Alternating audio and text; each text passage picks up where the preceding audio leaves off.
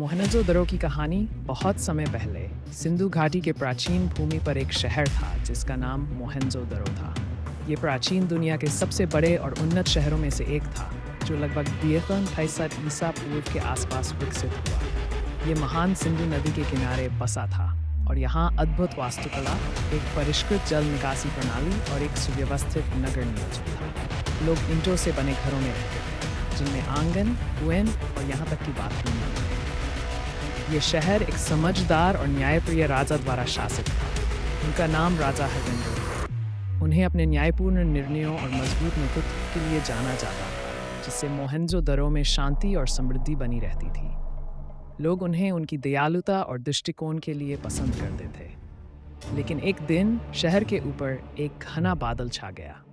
एक भटका हुआ व्यापारी दूर से आया और एक नए खतरे के बारे में बताया। उसने एक पड़ोसी राज्य की कहानी सुनाई, जहां एक निर्दयी राजा जो शक्ति और संपत्ति की तलाश में था, एक बड़ी सेना जमा कर रहा था। वह मोहनजोदड़ो को जीतने और उसकी संपत्ति पर कब्जा करने की योजना बना रहा था। राजा हरवेंद्र, जो स्वभाव से शांति प्रिय थे, जानते थे कि उन्हें अपनी प्रजा की रक्षा करनी होगी। उन्होंने अपने विश्वस्त योद्धाओं और बुद्धिमान सलाहकारों को बुलाया। उन्होंने शहर की धार्मिक नेता नर्मदा से भी मार्गदर्शन लिया, जिन्हें इस भूमि के प्राचीन रहस्यों का ज्ञान था। नर्मदा ने उस रात चांद की मध्यम रोशनी में एक दृष्टि देखी। उसने एक छुपी हुई शक्ति के बारे में बताया जो शहर के नीचे दबे हुए थी, एक ऐसी ताकत जो समय के साथ भूली जा चुकी थी। किंवदंतियां कहती थीं कि पृथ्वी के भीतर एक गुप्त कक्ष था जिसमें ऐसे खजाने थे जो शहर को किसी भी शत्रु से बचा सकते थे।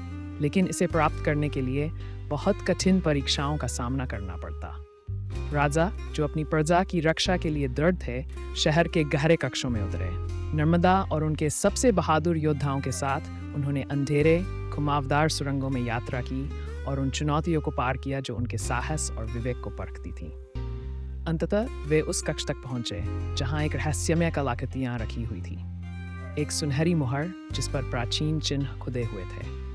जैसे ही उन्होंने मुहर निकाली, दुश्मन की सेना शहर के द्वार पर पहुंच गई।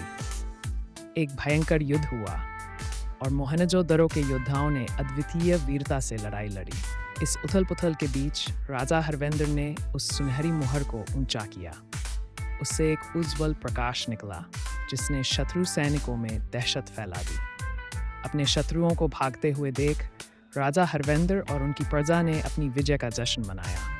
लेकिन राजा जानता था कि शहर की असली ताकत खजानों में नहीं, बल्कि एकता और बुद्धिमत्ता में थी। उन्होंने और अधिक जिम्मेदारी के साथ शासन किया, यह सुनिश्चित करते हुए कि मोहनजोदड़ो की विरासत सिर्फ संपत्ति के रूप में नहीं, बल्कि शांति के प्रतीक के रूप में जीवित रहे। वर्षों बाद यह शहर रहस्य में खो गया।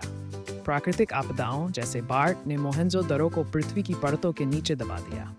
फिर भी उसकी महिमा और राजा हरवेंद्र और उनकी प्रजा की वीरता की किंवदंतियां पीढ़ी दर पीढ़ी सुनाई जाती रही और वे हवाओं के साथ यात्रा करती हैं जो आज भी प्राचीन खंडहरों के पास बहती हैं। और इस प्रकार मोहनजोदड़ो समय द्वारा भुलाए जाने के बावजूद मानवता की नवोन्मेष, एकता और साहस का प्रतीक बना रहा।